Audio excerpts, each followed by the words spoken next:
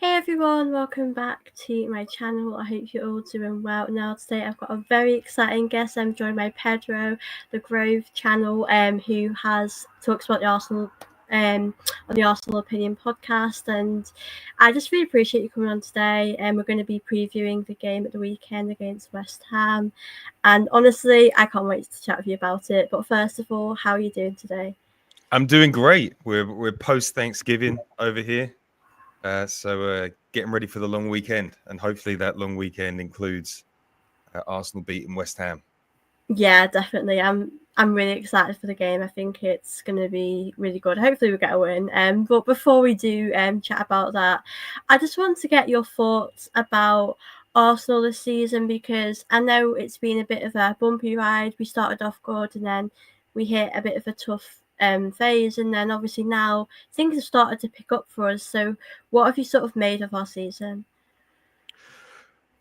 I think we're in decent shape. I think teams have ups and downs throughout the season. The path to success is never perfectly linear.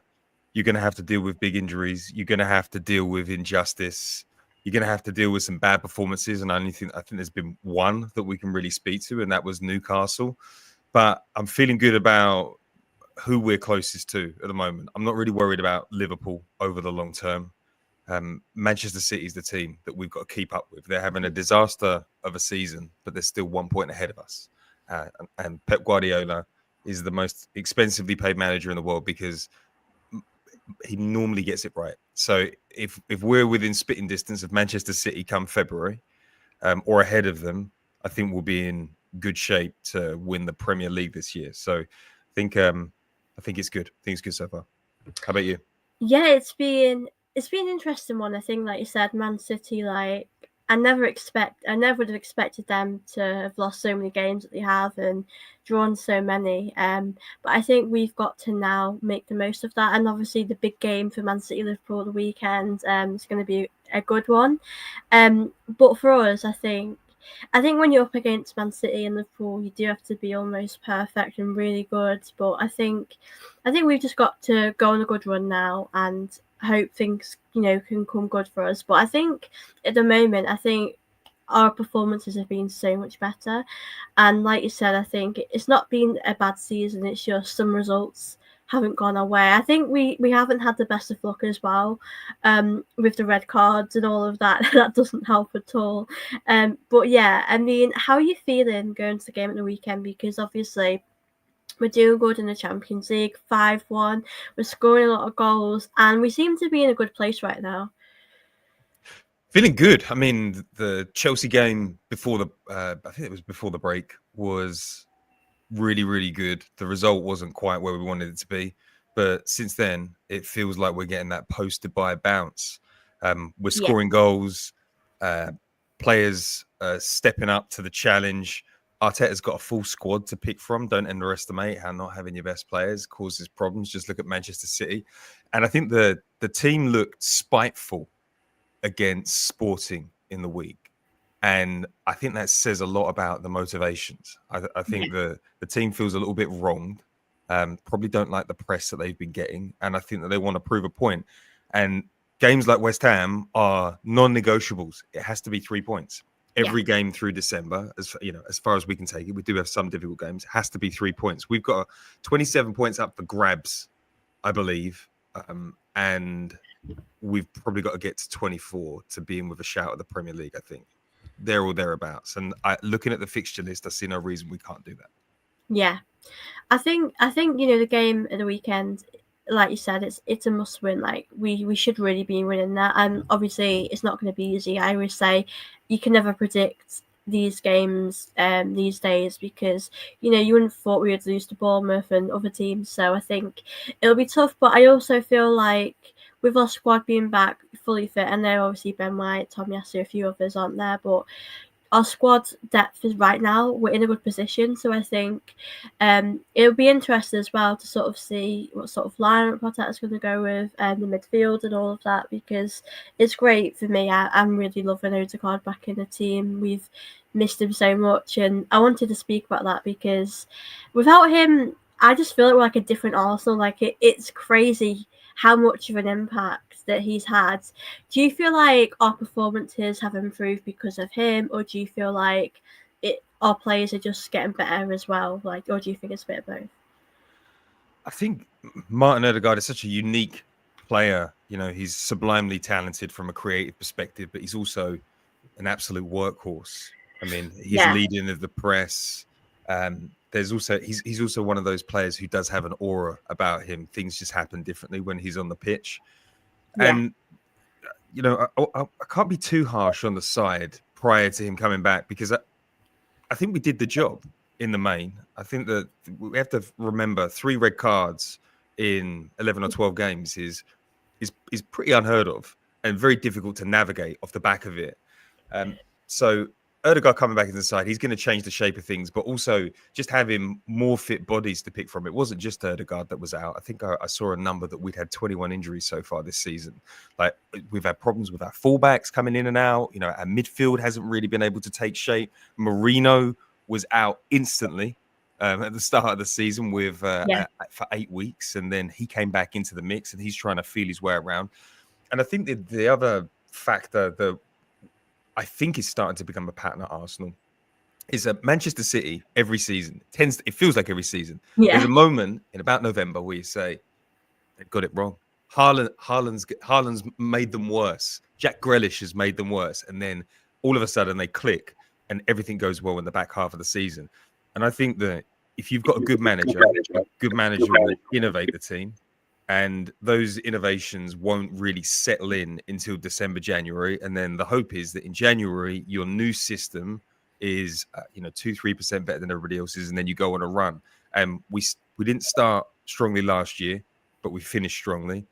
We haven't started strongly this year. And now it's starting to feel like the strong performances are happening earlier. Fingers crossed. And that's what we'll find out with West Ham. Is it a pattern, or is it we've just had a couple of teams on a bad day? Yeah, I think with the game at the weekend, like, I feel quite confident we'll get the win. Whether or not it'll be an easy win or a tough one, probably a tough one, knowing us. But I think I think we've got to be happy with how things are going right now. And I think, like, I just want to say big up to Alexis, because I think this comment's quite important. We are in a decent shape. Our lows have not been that bad, and I also feel like, I think it's hard with Man City, but I think when we've been doing bad, it's been so hard because Liverpool have been doing so well. I think if Liverpool drop points when we were doing bad, maybe things in our head, we might think things haven't been as bad as they were. But I think as Liverpool were doing so good, it felt like we were just doing terrible. But if you look at it now, we're not too far away from them. I think we can go on a good run, but I think the problem is I see us dropping points throughout the season because we're not perfect, and injuries will probably happen again along the way. But with, like, the title, because that's such an interesting one, because I know a lot of Arsenal fans are a bit mixed about it. I think a big chunk of fans are quite open to the fact we can win the league, we've got a good chance. Do you still feel like it's quite open to us and Man City to still win the league? 100%. Yeah, I've read Arsenal fans on in my blog's comment section saying if Man City lose to Liverpool this weekend, title's over. It's like, listen, there isn't a manager on the planet that would be planning open top bus parades on December 1st. There's absolutely no chance. There is so much to play for. December's always really difficult. Teams are going to get injuries. Teams are going to get unfair red cards. Form is going to dip. We haven't seen Arne Slot deal with a disaster yet. And, like, let's remember the opening of Unai Emery's career was, we've got our Arsenal back. We thought, this is the next level that we haven't had for a number of years. And then after January, it collapsed because he didn't have the trust of the squad and his ideas weren't going to take us to where we needed to be. So I think hold your horses on Liverpool. Arsenal have got to keep up, but Liverpool have had every piece of luck going their way so far, and that never lasts. Yeah, I think I completely agree with you. Like, I think at the time when we're doing bad, it's hard to think that we'll turn it around, and it's hard to think that we'll get out of, the mess we were in. But I think right now, I think injuries are a big part to play in why, teams are struggling. I mean, looking at it now, I don't think it's an excuse at all, because I think Man City are really struggling without Rodri, and he's sort of like our Odegaard in the team. He's like so important, and I do wonder if if they win against Liverpool, they could go on a really good run, and then it makes it more exciting, and then we've got to do our job always. But yeah, I think it's so open now. I think Liverpool will drop points along the way, but I also think for us, we've got some tough games. You know, can we go to Anfield and get the win? Like, because that's one of the games that I'm looking at, and I'm thinking, I just don't know if we can do that. I think that there's always a chance, but I feel like, is it likely that we can get a draw there? I mean, a draw probably isn't enough. We want to go there and get the win. But do you feel like going to like the top teams, do you think we could, that's the chance for us to get those points if we want to win the league, because we'll have to play Man City as well, and I feel like we've really got to win against them. Yeah, I mean, Sporting Lisbon were unbeaten, and they absolutely smashed Man City, and we demolished them 5-1 away from home in the Champions League. I don't think there's a team in the world that we can't beat away from home. And it just all depends what's going on when we play them. I mean, if the luck carries with Liverpool, we'll have 4 of our best players out in that game. But if it's our best 11 versus their best 11, I fancy us wherever we play. I think we're a better side than Liverpool. I also wonder, as the season starts to fade on a little bit, those players that are in their 30s, whether they will start to feel the creaks and cracks that come with age, just like happened last season. And those contracts that are happening with some of their players won't have been signed by then. And I wonder what influence that's going to have on the squad. Trent is going to go to Madrid. I don't think there's any doubt there. We know that Mo Salah had a £150 million bid for him 2 summers ago that was turned down. And 32 years old, £50 million golden handshake, £100 million contract, tax-free. Like, how is that going to impact if he doesn't get the deal he wants at Liverpool? And I really don't think that they're going to offer him a 3-year deal on 350 grand a week. If he doesn't get that deal, is he going to be focused on Liverpool in March, going away to Brentford, going away to Everton? I don't think so. That's the thing with Salah, because that really surprised me when he came out and he said what he said. I know it's early in the league and things might change, you might offer him a deal, but at the moment, like, you'd be silly to sort of move him on right now, because he's still so good, Salah, and this season he's been amazing, and he's been at that level for a long time. And like, yeah, I would be surprised if he did leave, to be honest with you, because he's been so important for them. But I also think if he left, Liverpool will be a very different team. And you mentioned about Trent as well. I do have a feeling he would leave, because I think for himself, he probably wants.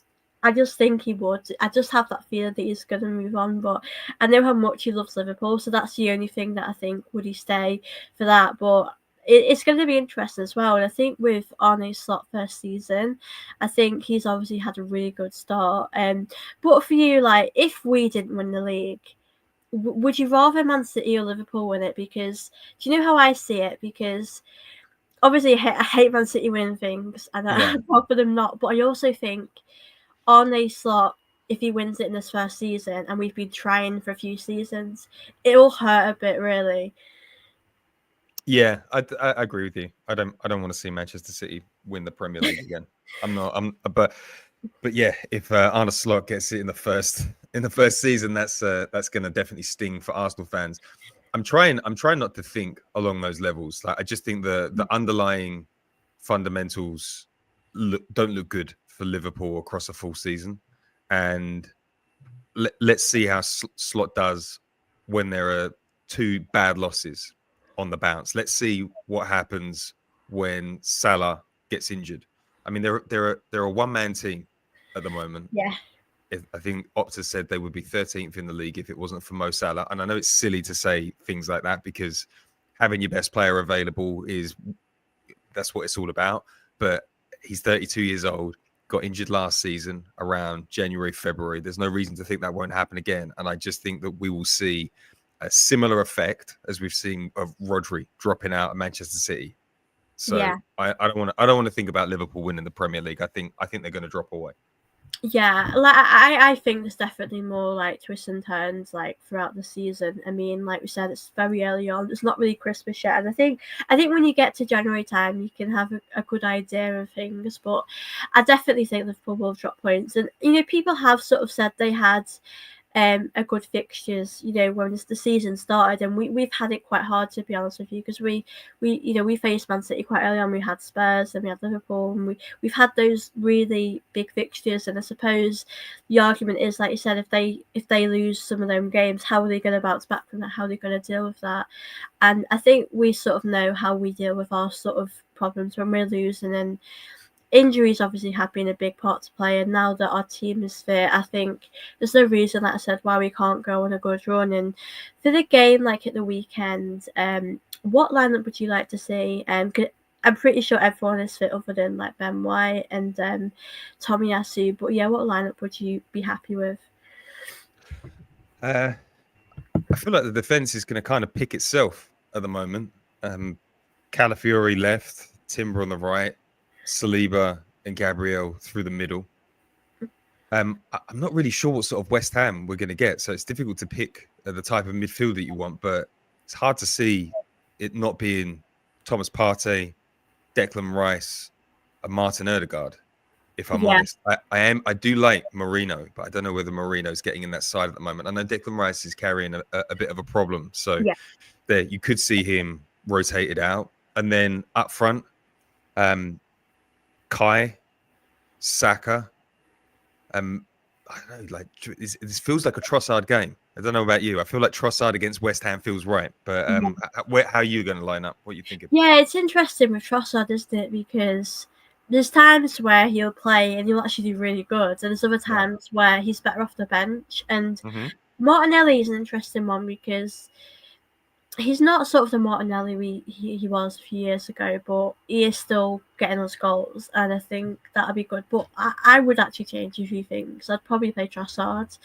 I'd probably do Havertz up top, Saka, Trossard. The midfield, I feel like if Rice is okay, he should play. If Partey's been amazing this season, honestly, I think they would be great. Odegaard, definitely. But like you said, the back four is probably Timber as well. Probably Timber, Calafiori, and then Saliba and Gabriel. I think we sort of know back four if all players are fit. But I'd be interested to see if Arteta does change anything, because sometimes you just never know. Arteta might throw someone in you don't expect. But yeah, me Marino is an interesting one because some fans aren't sold on him yet. Like, how do you feel about him? Because I do like him, but I'm not crazy about him just yet. Yeah, I'm with you.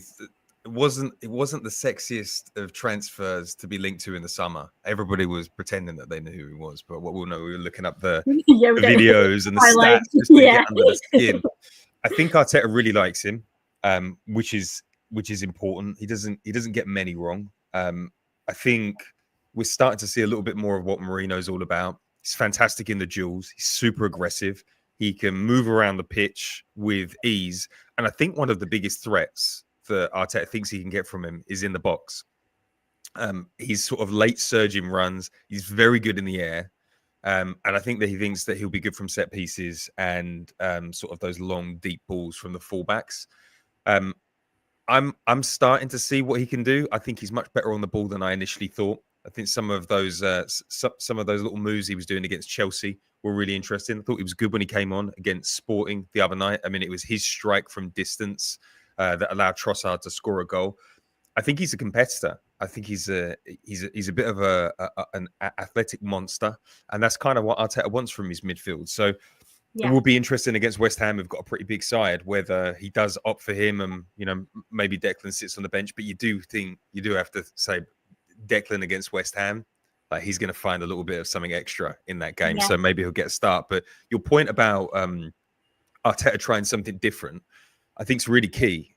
We can't pick the same team for the whole of December and the start of January. We've got a game every single, a game every 3 days for the whole 6-week period, players are going to have to get rotated. So I wouldn't be shocked to see Zinchenko come into the side.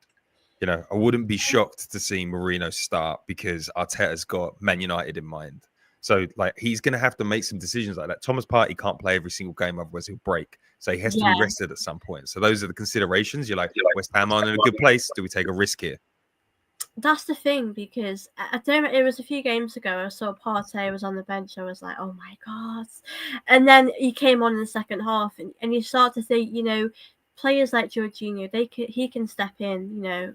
It depends which games, because I think when we're playing United, you'd probably want Partey, Rice playing together. But I think, like you said, we can do those rotations. I think it also depends on which games. I know the cup games are a really good opportunity to see. Ranieri is another one that Arteta's not really started, and I kind of get it. He's young and he might not want to throw him in the deep end, but I personally think he's ready to start a game. I'm not too sure which game it would be, but I think we're starting to sort of see that he is ready. He's scoring those goals and he's really brings us this energy. I don't think he'll start against West Ham, but I do think Ranieri would come off the bench. But for you, would you like to see Arteta maybe just start in one game, or do you feel like that would be too soon? I'm caught in two minds on this one. The first point is I'm a fan, and I love young Highlanders making it in the starting 11. There's nothing more exciting. Fans get so excited. I think Arteta said the other week that the mood changes in the stadium when Ranieri comes off the bench. But the other side of that is I was a season ticket holder in the stadium watching Jack Wilshere break into the side at 18 years old. And I think he played 52 or 54 games in a single season. He was magnificent, but his body wasn't ready for that. And he broke down, and he basically never came back from that season. And I think Arteta is acutely aware of the load the Premier League and the Champions League can put on a young player. So I think he's slowly integrating him. I think he called it building blocks the other week. So whilst I'm excited and you're excited about seeing him in the starting 11, I think that slowly integrating him over the course of a season is the way that it's going to go. I think that's probably best for his development. And Arsenal fans, they beg to see young players in the side. And if young players come in the side and they don't do the job after 2 games, they get on their back. And then that player then has the emotional pressure of every time they go on the internet, someone's calling them a fraud. So, we're not very gentle with young players. I think the coaching staff understand that very well. So I think we're just going to see him slowly develop as the season goes on. But listen, getting 20 minutes in this Arsenal side is a much harder achievement than Bukayo Saka getting 90 minutes back in the Emery days at left back. So I think we should be grateful that we got him in the side. But I think the club's going to take the development of Ranieri and MLS slowly. Yeah, I think, like you said as well, because if he started a game and he didn't do good, I think fans would, like you said, would probably get on his back. I mean, on social media especially. I think at a game, the fans would probably get behind him, but I think there's that pressure on him, and he's quite young, and it might be hard for him to manage. So I think Arteta's probably protecting him, But I also think he has started in those cup games, and I think with Crystal Palace coming up, we'll probably see him maybe start then. But I completely get it. But obviously we do see him play. He does come off the bench, and I think that's obviously great as well. Same with Lewis Skelly. I think it's great to see him get minutes. Like you said, the fans are so enthusiastic and happy when we get to see him, and I think it's amazing to see these youth players get a chance, because I think it's quite hard really for them to get these chances now, because Smith Rowe as well, I really loved him. It was hard for him to kind of get into the team, and I think sometimes you've just got to do what's right for your career and be a bit selfish, and because I think if you need game time, that's what's important. So it'd be good to sort of see Ranieri as time goes on to get even more game time, and maybe eventually he could be a starter in the team. But it's great to have that option for him to come off the bench, because when he comes on, that he'll make that impact straight away. Yeah, agree with that. Yeah, I love him. He's amazing to watch. He's like, we have this love for Saka, and it's like, we've watched him grow and become this amazing player. And Saka's just amazing. This season, I think, he's done really well. But for you, like, so far this season, which sort of player has stood out to you so far?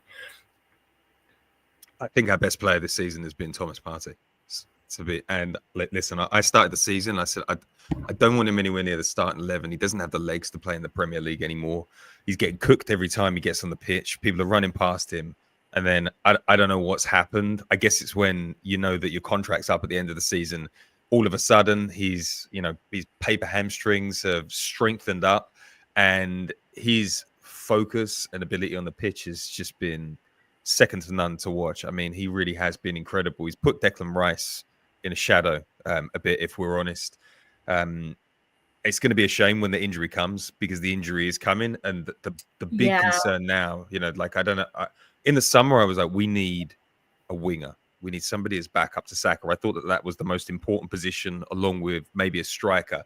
After watching what Partey's done in the opening, 3 months of the season, now I'm like, this 6 that replaces him in the summer has to be really, really, really good, because we're potentially replacing 2 6s. Jorginho probably won't get a new deal. Partey, I think, is almost a certainty that he won't get a new deal. Who's coming in to replace him? Because whatever it is, we don't have it in this squad. It's not Declan Rice. It's not Mourinho. So they need to be really sharp on recruitment. That's the thing as well, because I was having a conversation with someone like during the summer, and I feel like Partey would be very hard to replace. Like, I know he gets injured a lot, and at the moment we're just hoping that he can continue to stay fit. But I feel like he'd be a very hard player to replace, because we're seeing right now like how important he is. Like, at the moment, you sort of look on the team sheet and you really hope he's playing. Like, he's being so important. I do think the season he has been better than Rice so far. I think Rice has obviously played a lot of football for the Euros, and it's taken him more time. And I don't think Rice has been bad. He's just not been what he was last season. But Partey has definitely stood out this season. And I think, like you said, for the recruitment, I think that's going to be massive, because I think there's a lot of players here like that don't really start, and we sort of know we'll probably move them on. And I think the recruitment's going to be massive, really. I mean, with like the summer transfer window, I know like a big, some fans weren't happy with it. I mean, I thought we should have brought in a striker, but yeah. How do you feel like it's affected our season when we've struggled, like the transfer window? I don't know. I mean, like, there are 2 ways of looking at it. Again, like, as a fan, you want anybody in that moment. You're like, I will take Joshua Zirkzee. I will take him. And most Arsenal fans would have. Man United are an example of what happens when you do what fans want you to do. Joshua Zirkzee is not at the level, and he'll probably get kicked back to Juventus or one of the Italian clubs.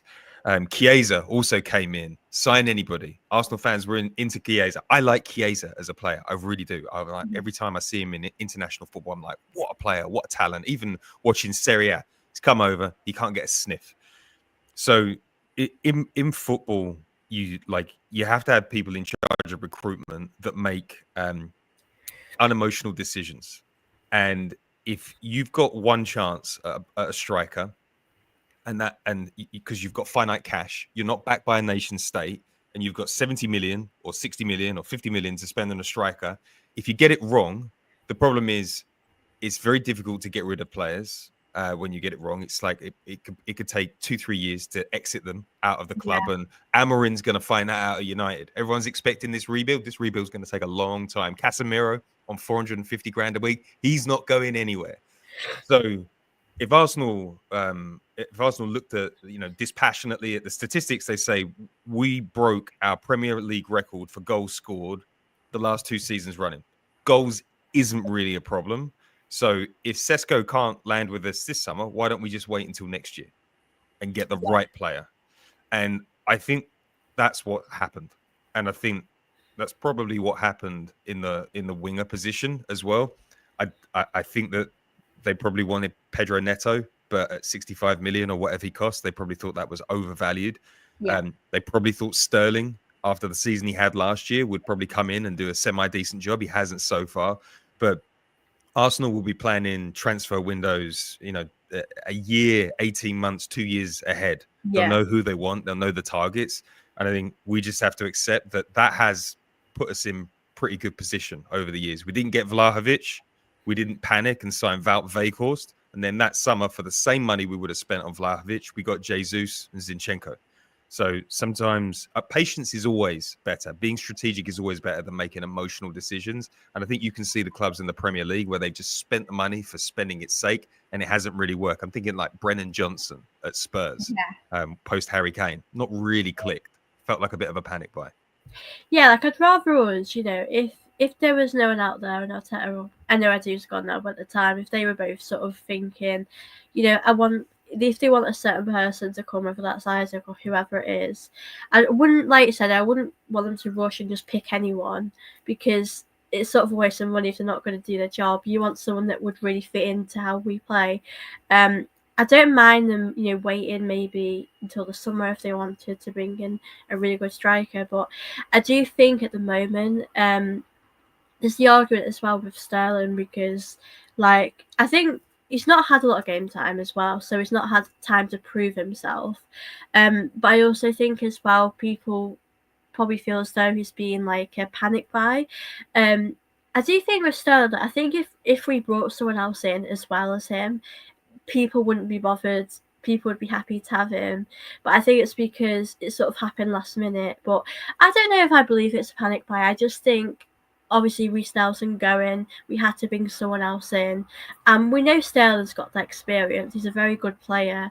But I know, obviously, at Chelsea, his confidence probably isn't there. And you've seen with Havertz as well, his confidence went. And he's obviously doing really well right now. But I do think Sterling needs more time. But do you feel like Arsenal fans have judged him fairly, or do you feel like it's been a bit harsh? Arsenal fans don't give players time ever. I don't think they understand how difficult the system is that Arteta adopts. It's not simple. It's extremely complex. Arteta asks a lot of his players, and the level of the squad is incredibly high. So if you come from a setup that doesn't deliver Champions League football, isn't in good shape, and then you come to an Arteta system, the expectations are going to be higher. So I think he's found it difficult, but he's still a good player. He's only 29 years old. It's not like we picked him up at 34. I think that he can still do things for Arsenal. I'm glad that he's coming on as a sub, and I'm sure that he's going to have to be a valuable part of our mix over the next 6 weeks if we're going to be successful. I still think there's a player in there, and Sterling has to play for his next loan move because Chelsea aren't going to take him back in. He needs another job, so he's going to have to pick it up. And I just hope that the problem isn't that he's not training well. I hope that the problem is it's just been difficult for him to get to the level that he needs to. Yeah, I think like you said, because this is only like a loan, I think another reason for him to do well is like to prove himself, like you said, because I think obviously I think he'll be leaving Chelsea anyway when he goes back. Because I think maybe he's not a player he used to be, but I think there's still a good player in him.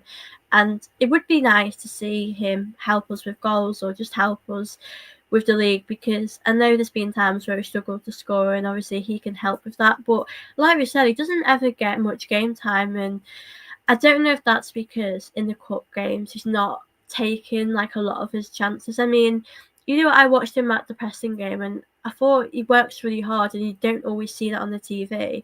Like, I can tell he works hard and he's dribbling really well and he does that, but obviously he's not getting the goals, he's not getting like the assists that we need to see. So do you feel like that's maybe why Arteta hasn't really started him?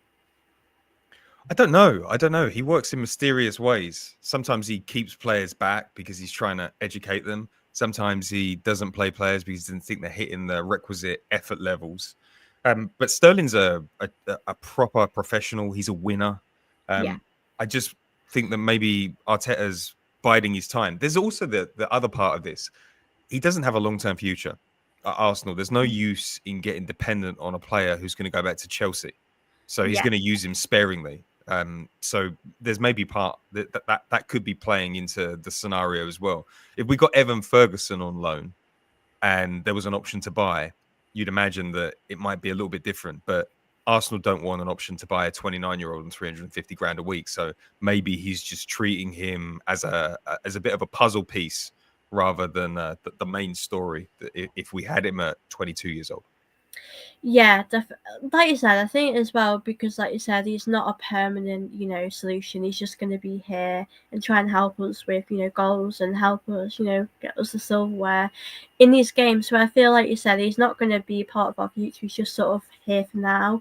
So I mean, to be honest with you wouldn't really get in over Saka for me. I think Saka always will start unless someone else comes in and does even better than Saka, because Saka's just had a really good start to the season, and unless he's injured, Sterling would obviously replace him. But I think that's another reason why. I mean, I wanted to ask you actually a bit about Jesus, because it's, what, when the season started, I thought, what, I did think maybe it would have been best to move him on, but I wanted to sort of give him a chance. He's had injuries and that's affected him, which is completely understandable. But what have you sort of made of him? Because he has had chances, he has played, and Arteta has rotated him, but it's just a shame for me that he's not really able to score the goals that we want him to score.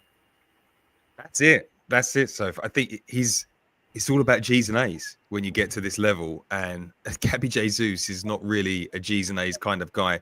16 appearances, 1 goal, 1 assist. And those G's and A's came in the League Cup. It's not good enough. I think he earns 230, 240 grand a week. This is a guy bereft of confidence. He's got all the talent in the world, but putting it in the net and making decisive actions, he just doesn't have that skill at the moment. So, but he's part of the squad, and we know that he's capable of it. He has a history of it. He's only 27 years old. So I know that the club were really excited about him at the start of the season. He's got to start proving it on the pitch, because if he doesn't, he's out this summer. Yeah, and you know what? Honestly, like, when I thought he would have moved on in the summer, but I think as well you do need that depth, because McKay are leaving. We have to just have someone there in case if Havertz gets injured, then we're in big trouble, really, because we don't have a lot of options. But I just genuinely want Jesus to do well. I mean, like I said, injuries can make you a different player. Like, they can, you won't be always the same player if you've had injuries, and we understand that. But I when I've seen him, I've just felt a bit underwhelmed with some of his performances. But I'd be interested throughout the season, because, like you said, if he's not able to get us those goals or assists, he will be off in the summer. And I think it's going to be interesting to sort of see which sort of players do move on, because I know we also have Tierney at Arsenal, and I still forget he's here. Yeah, That's crazy. Yeah. Poor Tierney. Yeah, and this is the nature of sport at the very highest level. It's absolutely brutal, and you can be flavor of the month, and then you can be out on your ass, like, Yeah, a it's just season later, because you just yeah. don't suit the system anymore. And Yeah. Jesus and Zinchenko were perfect, weren't they? When they burst onto the scene, we were like, this Yeah. is a level we've not seen before. And now all of a sudden they're a couple of bench players, and I think Zinchenko will probably be off in the summer. I think Bayern Munich were interested in him last year. He's still a very good player, and I think Jesus might have to go to Spain or Italy to rekindle his career, because so far it has not been good. But I will remind people, I was doing analysis on Jesus when it was rumored that we were going to sign him, and I was like, I don't really want a striker that doesn't score goals. I don't really want a striker in this system that isn't dominant from an aerial perspective. And I'm pretty sure the season before we signed him, Lacazette had more goals to his name in February of that season. And then Jesus came into the side, and then he just went on this wild run, and he got like 14, 15 goals at the tail end of the season. And he was absolutely consequential to Manchester City winning the Premier League that season. He has it in him, and Yeah. he does go in spurts. So it could turn around for him. There's a lot of hope in that statement, but it could turn around for him. Yeah, because like you said, like, I remember when we signed him, I know, I remember people were sort of talking, would you rather him or Richarlison? And because at the time he was doing really well, but like Jesus at Man City, he always stood out to me, and he always thought, imagine him in this Arsenal team, because there was a point, like you said, where him and Zinchenko were like, you'd always look at the lineup and you'd hope they'd always start, and they were so important. Like Zinchenko, I don't know if it was like the first season when we were challenging for the league, but he did really well, obviously helping us scoring goals. In the attacking sense, he was very good. I think we've always known that defensively he does struggle, but like it's just crazy how it's all turned out like this. Like, but yeah, I think Zinchenko for me is a great player, but I think you can outgrow players sometimes. Like they were important for you then, but they're not now, and I think that's okay really because, like you said, football moves on. Like Tierney, like I would never think, when a few years ago we would be in this position where he wouldn't be a part of the team anymore because obviously helping us win the FA Cup, and he was just like I wouldn't ever say like he's a legend. I don't think he's just there, but I always felt like he could have been one. He was a fan favorite. Yeah. Loved him with his little Tesco bag. Yeah. He was just so normal. I love that. Yeah, he was just such like a normal person, and things don't work out sometimes in football, and that's just like how it goes. But I just wanted to ask you, like, with the January transfer window, do you feel like we will bring anyone in? Because I know a few seasons back, I'm pretty sure we brought Trossard in January, and obviously that really helped us go on, and that was amazing. But I know sometimes not a lot goes on in January. So do you think anything will happen? I think there's money, but any money that we spend in January will be taken from the summer. And I think the summer is where you get better deals. You're not panicked. You're not breaking another team. There's no premium on the transfer fee. But I think if there is a good opportunity to do something that could be done early, I think they'll take it. I'm really interested in the Evan Ferguson rumours. I know that Arsenal have been interested in him in the past. There's an opportunity to get him on loan. If there was an opportunity to get him on loan with an option to buy, that might be something that they want to activate. I think having him as a second striker at Arsenal would be pretty magnificent. I don't see too many other opportunities. I don't know whether you're getting a striker outside somebody on loan in January. You're certainly not getting the best options. I don't think you're getting a number 6. There's lots of talk of Zubimendi going to Manchester City. I just don't see it. I don't think a team like Sociedad, who've got an opportunity with Europe, are going to let a key player like that go without the chance to replace them. And then on the right side, back up to Saka, we're just going to have to see if Sterling works. I think Arsenal will probably keep it pretty standard. I don't think that there are any glaring problems unless there's a horrible injury, and hopefully there isn't one of those. Yeah, because that's the thing. Because obviously now our injuries are pretty good and things are going good, but you never know. Like if Havertz got injured or something like that in our midfield, I think we should look at those options. But I think with like the striker situation, like you said, I think we'd probably wait till the summer to bring the right person in if we are going to bring a striker in, because I do think we need one. But I don't think anything major would happen in the January transfer window. But you just don't know because it all depends on how we're doing. If things are going good for us, then the club might not think we need to make any changes. But it would be nice to bring someone in if we could. It depends, like, Sterling could be flying and could be doing amazing by that time, and we might not need anyone. But so things are so unpredictable, like with the transfer window. You just never know. But before we round this show up, I just wanted to get your score prediction for the weekend, because that game is going to be so good with us on West Ham, hopefully. Yeah, I think it's going to be either a 1-0 or like a 4 or 5 goal blowout. I hope not. Yeah. No, that we would win. That I don't think, but the Newcastle games throw me a little bit. I didn't expect West Ham to beat Newcastle, but I don't think they're strong. I think Lopetegui has not really delivered. I see a lot of upset West Ham fans complaining about what he's brought. So I think we're going to win. I think, but the margin of win will be really interesting. If we really smack them up, I think it could be. I think Arsenal fans will start getting excited that actually we can close the gap on Liverpool. So I'll go with 3-0. Yeah, what about you? I think we'll win. Do you know, I would like Declan Rice to play if he's fit, because it'll just feel, with the West Ham fans, I think they're still not over it. Well, they'll have a bit of tension there anyway, but and it would be great to see him put in a really good performance. But even without him, I think we're good enough to win there. Yeah, I think I'm like you. I think 2 or 3 nil. I think it would be quite a comfortable win.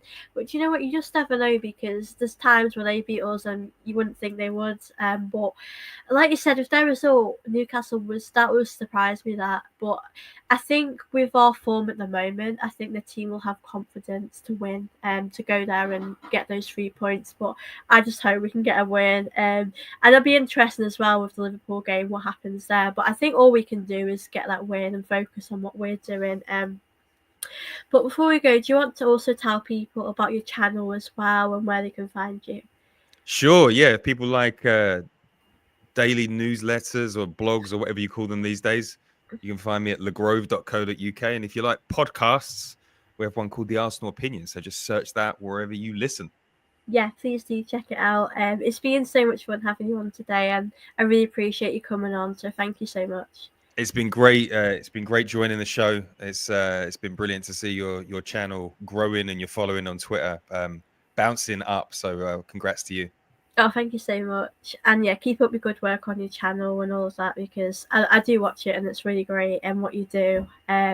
But yeah, guys, I hope you have enjoyed this. It's been so much fun. Fingers crossed we'll get that win at the weekend. But I'm super excited for that game. But as always, guys, please do like this video, do subscribe, and I'll see you all in my next video. Bye.